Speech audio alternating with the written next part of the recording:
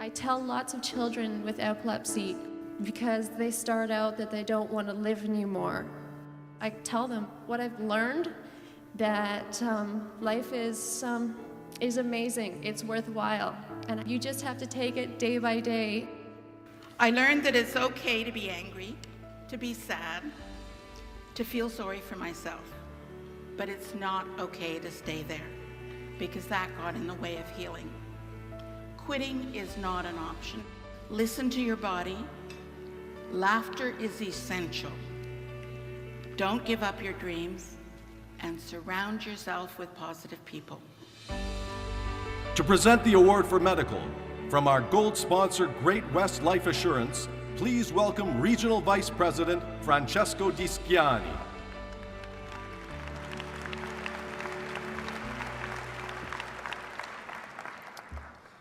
This award in the category of medical honors that person whose life is changed forever as they fight to live fully and completely in the face of a debilitating medical condition.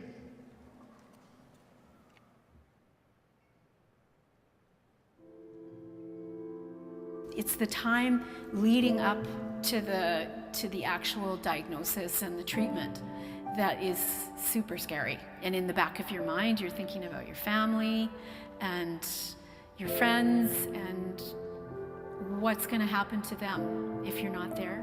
I remember sitting on my hospital bed in VGH and just weeping. It was later in life when she decided to go back to school. She wanted to be a teacher. She was excited to finally get her degree, excited that life would be changing as her career changed. But they say, when you make plans, God laughs. When you make plans, one day in the shower you discover a lump in your breast. It's probably nothing, she thought to herself. And it wasn't nothing.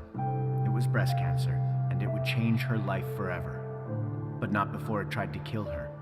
She was 40 years old. Her name is INGRID BATES. INGRID opted for a full mastectomy and immediately started radiation and chemotherapy.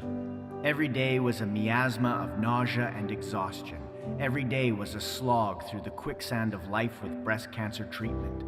She was too weak to cook, too weak to care for her family, too weak to care for her beloved garden.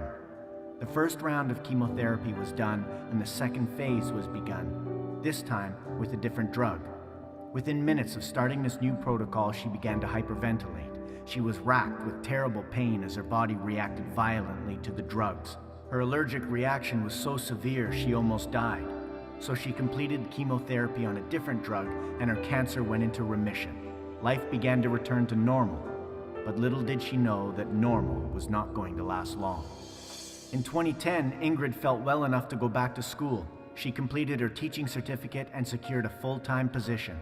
INGRID was in her element. She loved teaching high school kids, threw herself into extracurricular activities, felt like she owned the world. And then INGRID noticed that she was tired all the time.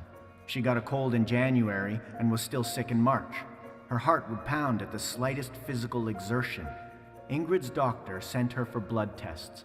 The results were devastating. She had acute myeloid leukemia. She was back in hospital immediately, back in chemotherapy. 2 weeks later, she was in intensive care, almost dead from an infection and desperately needing a stem cell transplant. If that didn't work, she was going to die. The surgery went ahead using her sister's donated stem cells. Although it was a success, it was only the beginning. More chemotherapy, more exhaustion, but this time in isolation to protect her fragile immune system. 2 months later, doctors recognized that her donated stem cells were attacking her body. Medication has slowed this process, but it is something INGRID will have to deal with for the rest of her life. And yet 7 months after the transplant, INGRID talked her doctors into letting her go back to work part-time. 6 months after that, she was back at work full-time. Surprised? Don't be. That's just the unstoppable force named INGRID BATES. While others may have chosen to live a much smaller life, that was never in the cards for INGRID. You see, at her essence, INGRID is a passionate and dedicated teacher. You feel it in her classroom, the love she has for her students and the love they have for her.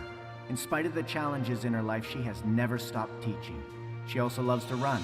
So to give back to her community, to support the dream of ending cancer, Ingrid has participated in CIBC's Run for the Cure. She also joined the Dragon Boat team for breast cancer survivors called Spirit of Breast, which raises money for breast cancer awareness. She volunteers helping students who are struggling, particularly with math. She even ran a math support group for parents and completed her master's degree in education. She shares her story of survival with large and small groups and has mentored many others on their journey towards wellness. I'm pretty resilient. I don't let anything stop me. I couldn't stop. That was out of the question. I was going to keep going and grow and get better. Yeah, there's too much to live for. How to describe Ingrid? She is a fighter, a survivor, a speaker, a runner, a mom, a gardener, a wife. Best of all, she is a teacher. She shows us all how to walk the path of life because she walks it with such joy and warmth and strength and her incredible courage to come back.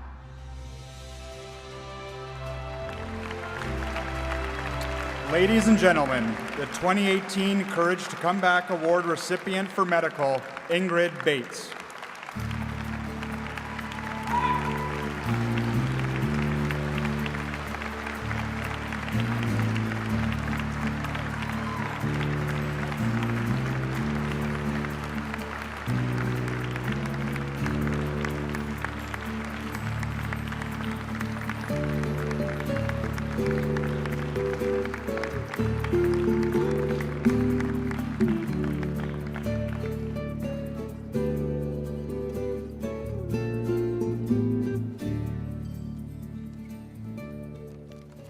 Wow, this is an amazing night. I'm so thrilled to be here.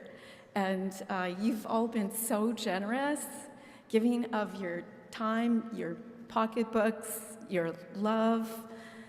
The stories we've heard tonight, I can't believe it. Thank you so much. I'm honored to receive the Courage to Come Back Award from Coast Mental Health. What an amazing organization they are, and obviously you all agree, as we've seen tonight.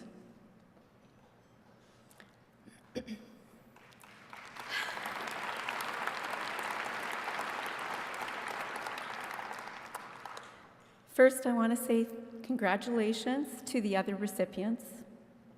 You are all amazing and have persevered against all odds, moving through your challenges to help others. I stand before you, a teacher. This is a big classroom. A mother, a wife, and now a 5-year cancer survivor.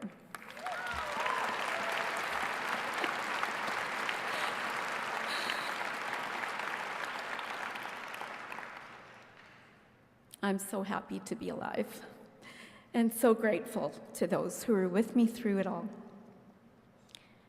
To my sister, you were the first to have your blood tested. And in the end, my perfect match. I love you dearly. You will be with me forever. Janelle, my friend and colleague, your open heart and love of education inspire me every day.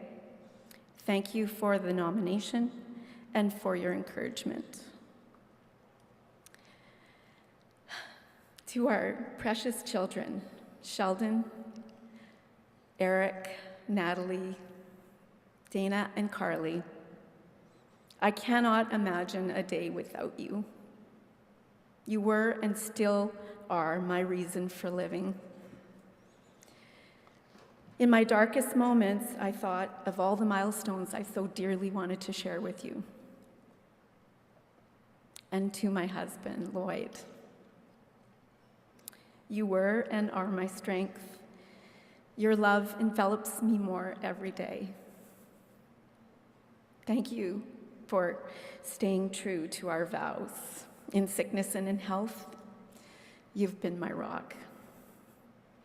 I love you so much.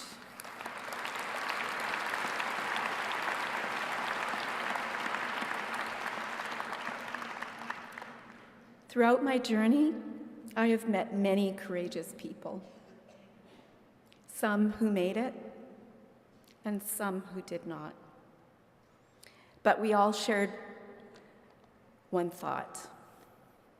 Life, it is a precious gift. And so I try very hard to live mine, embracing every opportunity to teach and to learn and to share my passion. Every day I say hi to my students, knowing that many come to school with challenges that no young person should have to carry. My goal is always to instill in them a love of knowledge and to help them to know that in spite of life's ups and downs, with perseverance, they too can be successful. During my long battle with cancer, I did not feel courageous. I simply put one foot in front of the other and did what I had to do to get back to living. I wouldn't wish cancer on anyone, but at least for me, it was like a gift. It was and still is the catalyst that has opened up a new life of meaning, full of joy. When you are hanging on off the cliff, even simple pleasures like the smell of a rose or the sweet taste of a strawberry or nights like tonight, they take on new meaning. A wise teacher, Thich Nhat Hanh, says, "I want my life to be a message of hope, of strength, and of courage." So for me, it is the ultimate the ultimate privilege and honor to be standing here, receiving this award, saying, "I did it." And you know what? You can too. No matter the outcome or the circumstance, we simply need to remain positive. Give of yourself to those you love and care for those in need. Thank you so much.